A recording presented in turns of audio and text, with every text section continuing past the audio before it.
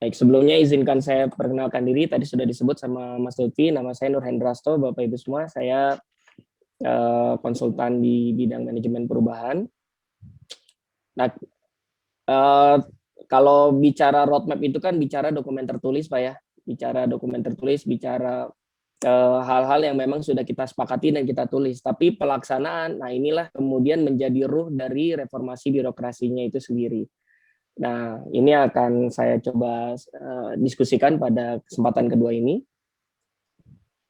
Nah, kalau bicara perubahan, Pak, filosofinya tuh sebenarnya ada 3 tahap.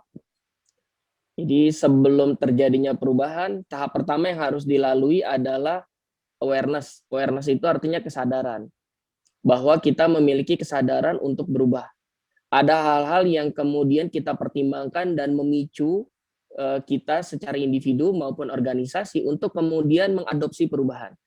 Nah, ketika awareness ini belum ada, maka rasanya sulit sekali meskipun roadmap-nya sudah kita susun setebal mungkin gitu Pak ya.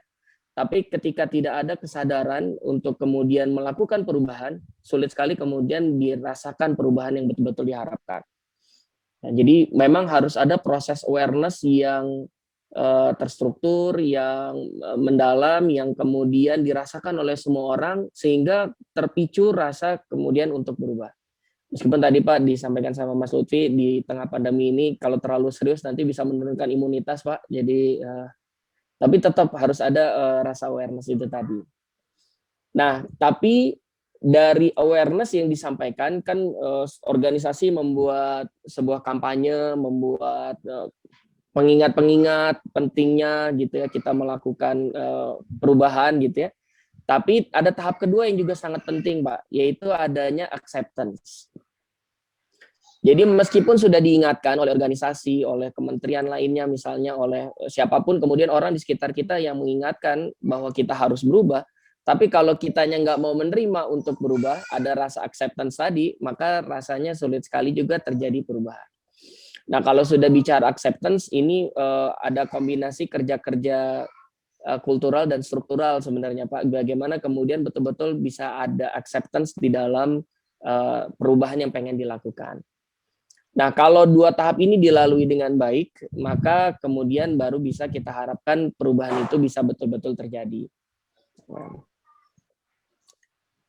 Nah, saya coba gambarkan sedikit Pak. Setiap kita itu kan punya nilai-nilai hidup Pak ya, punya nilai-nilai individu yang kita pegang, yang kita jadikan pegangan gitu ya. Misalnya nilai kejujuran, nilai kerja keras dan lain-lain. Tapi ketika kita bicara organisasi, maka ini adalah collective values, Pak.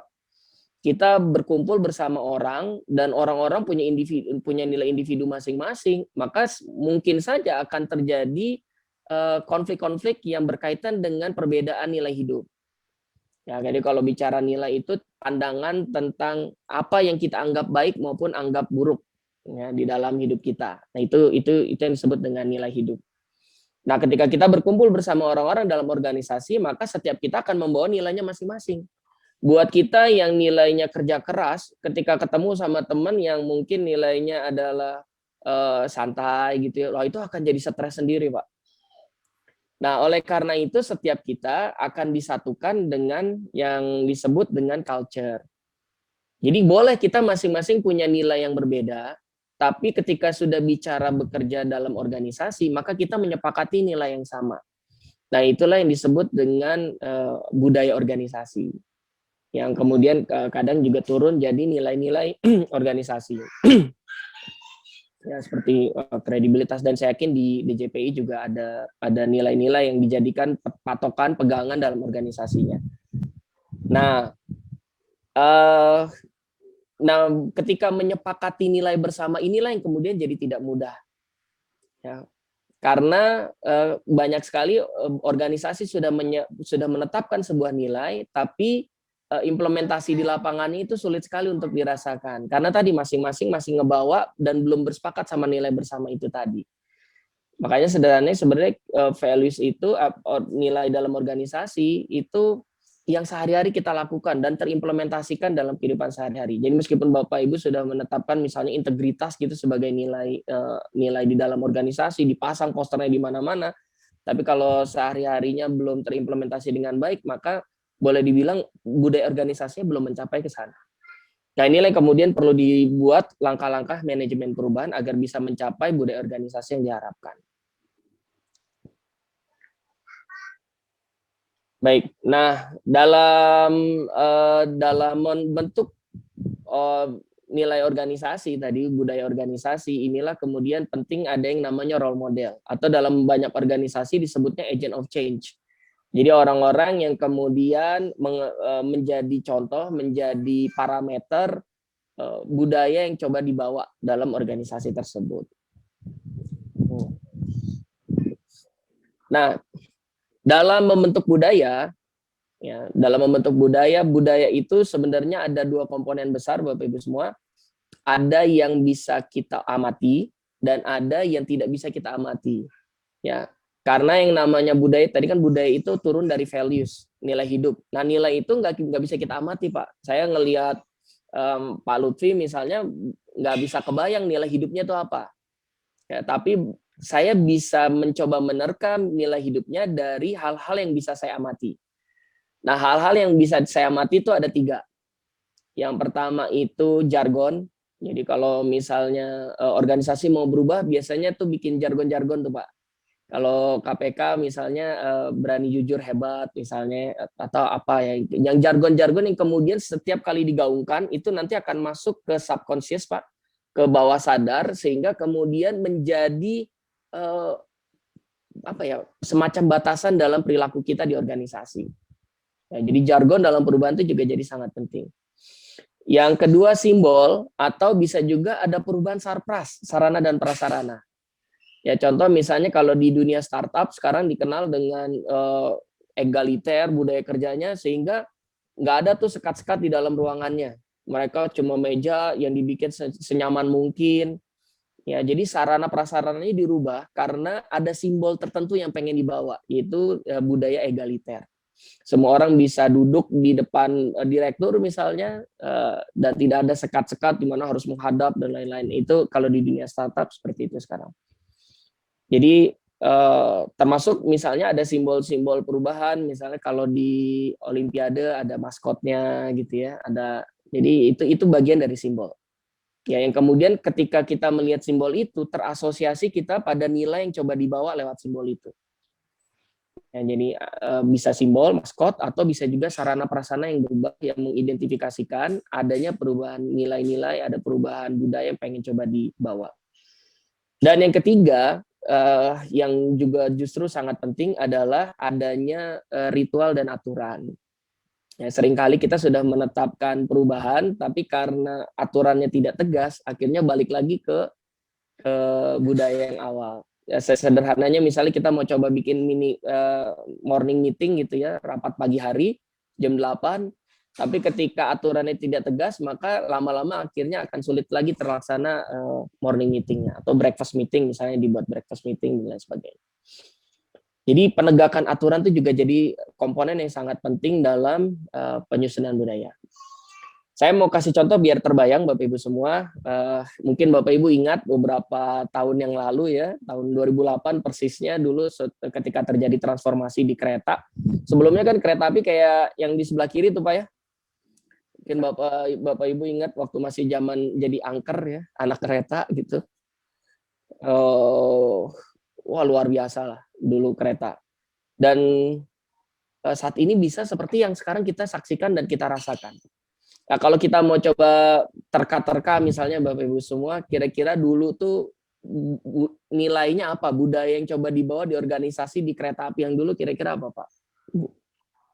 Ya mohon maaf biar sambil diskusi. Mungkin kan murah, kan dulu gini ya, ada kereta ekonomi dan ada kereta bisnis kalau nggak salah dulu Pak ya. Dan kereta bisnis tuh mahal, kereta ekonomi tuh murah. Jadi mungkin nilainya mau murah kok nyaman gitu ya, mau murah kok aman. Jadi ya udahlah murah aja gitu ya. Kalau kereta bisnis tuh wah barulah aman, barulah nyaman. Bahkan di beberapa stasiun dulu saya ingat banget Pak karena masih sekolah dulu ya. Jadi begitu di stasiun Pasar Minggu lah, itu kita berhenti nungguin kereta bisnis lewat gitu ya. Dulu itu orang penuh banget, keringetan, panas gitu, nungguin kereta bisnis lewat. Jadi dulu budayanya tuh begitu, Pak. Kita rasakan sehingga kemudian memang terasa betul konflik antara si kaya dan si miskin tuh terasa gitu karena kita sehari-hari melihat itu gitu dalam fasilitas-fasilitas publik kita. Nah, kemudian sekarang beralih ke seperti yang saat ini kita nikmati, harga sama, mau kaya mau miskin dapat fasilitas yang sama. Nah, ini sangat baik sekali gitu yang kemudian dilakukan perubahan oleh oleh kereta api ya. Dan untuk menandai adanya perubahan itu, kemudian kereta api juga merubah baik strukturnya dan kulturnya, termasuk berubah jadi ada unit usaha sendiri ya, jadi dirubah jadi KCI, Kereta Komuter Line Indonesia. Jadi sudah nggak lagi jadi satu di KAI sendiri sehingga bergeraknya bisa lebih lincah. Ya, dan saat ini ternyata bisa kok murah tapi nyaman tuh bisa. Ya, kalau Bapak Ibu ingat dulu kereta api itu tiketnya yang ekonomi 2.000 dengan kayak begitu. Sekarang dengan harga yang sama mungkin cuma 3.000 naiknya sekarang, tapi kita bisa menikmati fasilitas yang jauh lebih banyak. Ya. Nah, ini contoh perubahan yang jargonnya ada ya. Kemudian sarprasnya dirubah yang jadi simbol-simbolnya, dan kemudian ada ritual-ritual yang kemudian ditegakkan, yang nggak bayar yang nggak bayar tiket ditindak gitu kan. Sekarang begitu Pak ya. Kalau ingat dulu di awal-awal perubahan yang terjadi selalu ada militer tuh Pak, ada tentara, ada polisi di stasiun-stasiun yang kemudian mengawal gitu, betul-betul bisa menindak siapa yang biasanya nggak bayar tiket dan lain-lain, nggak dihukum dan petugas keamanannya dibanyakin gitu ya. Jadi itu untuk menegakkan aturan. Nah, itu tantangannya di situ, Pak. Kalau kita ingat dulu menurunkan orang dari atas ke bawah aja tuh, wah luar biasa tuh perjuangannya ya. Dan itu konsisten terus dilakukan sampai akhirnya budaya itu betul-betul berubah. Nah, saya yakin di organisasi Bapak Ibu semua ada juga budaya yang pengen dirubah. Dan ini kuncinya adalah di penegakan aturan. Nah, ini contoh dari kereta api yang pengen dirubah roadmap-nya. Jadi mereka fokus memang di SDM-nya. Kalau kita lihat sekarang SDM-nya muda-muda ya. Jadi itu termasuk dalam ininya mereka, dalam cara mereka berubah. Nah, merubah budaya mudah atau sulit Bapak Ibu semua? Jadi memang faktanya demikian Bapak Ibu, menurut statistiknya 70% dari upaya perubahan di organisasi itu gagal, Pak. Ini bukan maksud mengecilkan semangat berubahnya, tapi ini justru menandakan bahwa kalau gagal jangan menyerah, gitu kira-kira. Dan 70%-nya memang di banyak organisasi itu statistiknya mengalami kegagalan. Apa sih penyebab kegagalan yang tersebut? Dan kalau kita lihat Pak, yang hitam ini, ya, yang hitam ini dua-duanya adalah aspek orang, Pak. Yang pertama adalah pegawainya yang tidak mau berubah. Yang kedua adalah manajemen yang tidak membuat perubahan itu jadi mungkin untuk dilakukan karena dukungannya yang kurang kuat. Jadi yang paling besar ternyata adalah aspek people, aspek orang. Inilah yang berkontribusi terbesar pada penyebab terjadinya kegagalan dalam perubahan yang coba dilakukan dalam organisasi. Nah, kenapa organisasi bisa gagal melakukan transformasi? Kalau kita coba kelompokkan, sebenarnya ada dua penyebab utama. Yang pertama adalah tidak bisa lepas dari masa lalu. Jadi berubah tuh jadi sulit sekali. Karena ya dulu kan biasanya begini, dulu kita begini nggak apa-apa kok gitu ya. Jadi ini yang kemudian tidak bisa lepas dari masa lalu. Dan yang penyebab kedua, sudah nih pengen berubah, tapi juga nggak kebayang gitu masa depan yang pengen dicapai itu kayak apa. Ya. Ini yang kemudian penyebab terjadinya kegagalan di dalam organisasi. Saya ambil contoh misalnya di kereta api, Pak, bertahun-tahun kereta api sudah berjalan gitu ya, yang tadi kita lihat. Cuma seolah-olah jadi pembenaran gitu bahwa yang namanya kereta api ini fasilitas publik, ya memang buat rakyat mah murah aja, ya kita mah selalu rugi. Jadi kereta api laporan keuangannya sebelum 2008 tuh selalu minus, Pak. Nah, semenjak Pak Jonan pimpin dan luar biasa di tahun pertama itu sudah langsung surplus, Pak. Dan terus naik terus di tahun-tahun berikutnya. Ya mungkin sekarang agak turun ya karena lagi pandemi. Dan itulah kenapa butuh pimpinan yang kuat dan bisa membayangkan gitu masa depan yang mau diraih oleh organisasi itu seperti apa. Nah, dalam manajemen perubahan ada 3 tahap, ada 3 faktor yang menjadi penting yang perlu dievaluasi ketika kita mau menetapkan sebuah rencana perubahan. Yang pertama tentu saja adalah aspek orang. Yang kedua, proses bisnisnya, proses yang terjadi dalam layanan, dalam produksi seperti apa gitu ya. Dan yang ketiga adalah sarprasnya. Dan hal ini bisa sarana prasarana yang terlihat atau bisa juga teknologi pendukungnya. Apalagi kalau kita bicara sekarang sudah eranya digitalisasi, Pak, maka tentu saja teknologinya banyak kemudian berkaitan dengan teknologi digital. Nah, 3 aspek inilah yang kemudian harus kita evaluasi, disinkronkan, disejajarkan, di-align-kan ketika kita bicara tentang perubahan. Misal ketika kita mau masuk ke aspek digitalisasi gitu ya, SDM yang ada tentu saja harus dibina kompetensi digitalnya. Ya. Kemudian dengan adanya digital, tentu saja kan prosesnya bisa jadi jauh lebih cepat, jauh lebih transparan. Nah, ada tahapan-tahapan yang bisa saja kemudian harusnya kita bisa hilangkan. Prosesnya harus dievaluasi juga kembali. Jangan sampai sudah digital tapi masih ada hal-hal manual yang kemudian menghambat proses itu bisa berjalan dengan optimal. Ya. Nah, gitu. Jadi 3 hal inilah yang menjadi penting dalam proses perubahan. Contoh misalnya kemarin kita ketika mau mengkonversi loket kereta api dihilangkan, saya lagi-lagi kereta biar ya, contohnya kita kebayang semua, menghilangkan loket aja Pak dan mengganti jadi vending machine, wah itu kan luar biasa Pak. Ya, mendidik masyarakat untuk terbiasa menggunakan vending machine aja tuh nggak mudah. Ini banyak masih bingung kan, ya gimana makainya gitu. Tapi kemudian dikawal betul prosesnya. Masyarakat dididik betul, ada yang ngedidiknya sampai akhirnya sekarang sudah berjalan dengan sendirinya. Itu. Jadi ini 3 hal yang kemudian harus jadi pertimbangan kita ketika kita kemudian menyusun manajemen perubahan. Nah ini mungkin contoh yang juga lebih kontemporer gitu ya. Ada BUMDes di desa sana gitu ya, yang bisa dapat 4 miliar dan kadesnya beli Alphard gitu ya. Nah, Bapak Ibu, ketika kita bicara perubahan, perubahan itu ada 2 tipe. Tipe yang pertama adalah tipe radikal, yang tiba-tiba berubah. Contoh kalau di kementerian sekarang yang mungkin agak ramai ya, itu ketika menghilangkan eselon 3 dan eselon 4, Pak ya. Itu kan radikal, Pak. Wah, itu berapa banyak itu harus penyesuaian dan lain-lain ya. Itu menurut saya itu termasuk yang luar biasa radikal. Atau misalnya kalau di sehari-hari kita hadirnya Gojek gitu, itu kan perubahan yang radikal gitu ya. Tapi ada juga perubahan-perubahan yang sifatnya incremental, perbaikan terus-menerus gitu ya.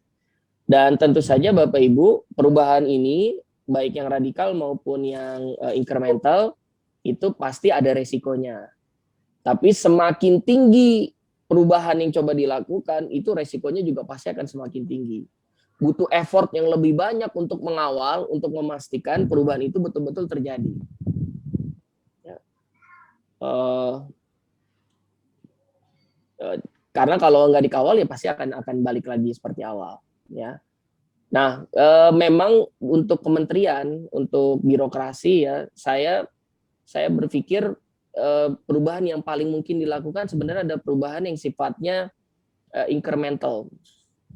Ya, karena aspek gonjang-ganjingnya itu tidak terlalu berat gitu, belum lagi aspek penyusunan hukumnya dan lain-lain gitu itu jadi bisa bertahap. Contoh misalnya Kementerian Keuangan itu kan sebenarnya perubahan yang sifatnya incremental, pelan-pelan gitu, bahwa hasilnya sekarang kita lihat kinerjanya dianggap bagus, yaitu karena memang ada perubahan yang terus-menerus dilakukan. Tapi ketika kita tiba-tiba mau mengejar kementerian yang sudah established seperti Kementerian Keuangan tiba-tiba mau sama, wow itu akan jadi langkah yang radikal. Ya, dan tinggal dihitung kemudian apakah resource-nya, orangnya itu siap untuk melakukan perubahan yang betul-betul radikal seperti itu atau tidak.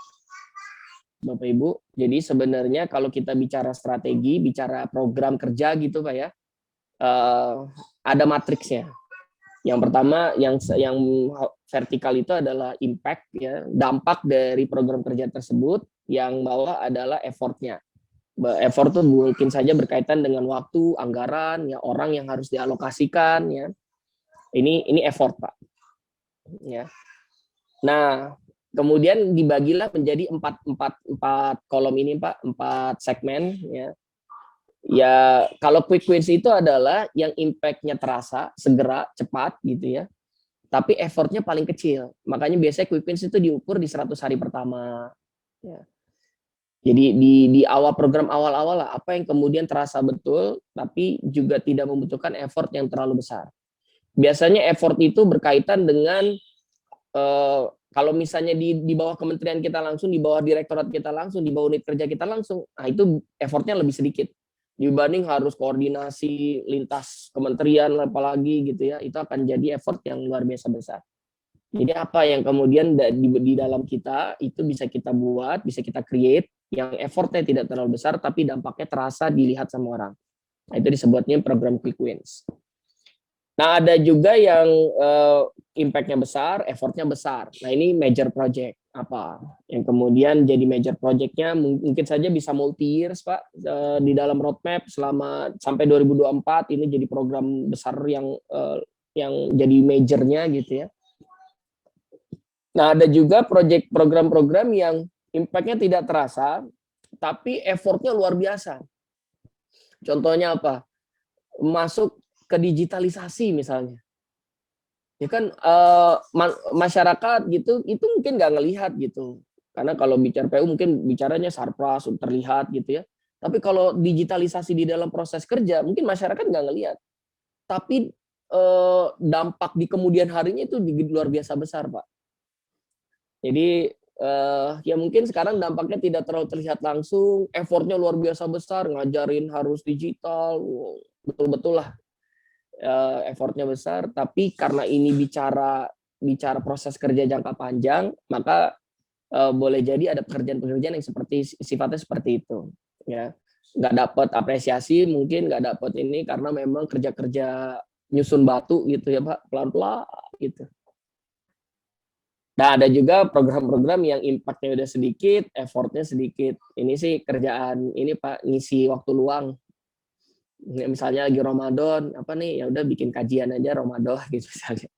Atau buka puasa bersama gitu biar ada guyup, sinergi, apa harmonisasi gitu ya. Impact-nya mungkin tidak terlalu besar berkaitan dengan capaian output gitu ya. Dan effortnya juga tidak terlalu besar ya, sekedar ngundang buat buka bersama gitu ya. Ya tapi kan ada program-program kerja yang seperti itu Pak ya. Nah ini Bapak Ibu jadi program yang akan nanti dibuat kita bisa petakan menjadi empat program ini dan kemudian tentukan mana quick wins-nya. Nah, bicara manajemen perubahan, di awal tuh biasanya nanti akan ada readiness to change assessment, Pak. Jadi di-assess individunya, organisasinya apakah siap untuk berubah atau enggak. Nanti biasanya ada kuesionernya gitu ya. Baru kemudian dari hasil assessment itu kita rumuskan strateginya. Dari strategi yang ada, kita harus tunjuk role modelnya. Kelompok role modelnya ini yang disebut dengan agent of change. Kalau di korporasi itu biasanya perwakilan dari setiap unit kerja gitu ya, mereka akan bikin program-program internalisasi budaya kerja. Nah, mereka akan jadi kayak ekstrakurikulernya kantor lah kalau di korporasi kayak gitu. Apakah nanti bisa diterapkan di DJPI? Ya, ini bisa didiskusikan. Lalu kemudian implementasi ya, begitu si agent of change ini melakukan program-program implementasinya dan nanti akan kita lakukan monitoring berkala. Demikian Bapak Ibu yang bisa saya sampaikan.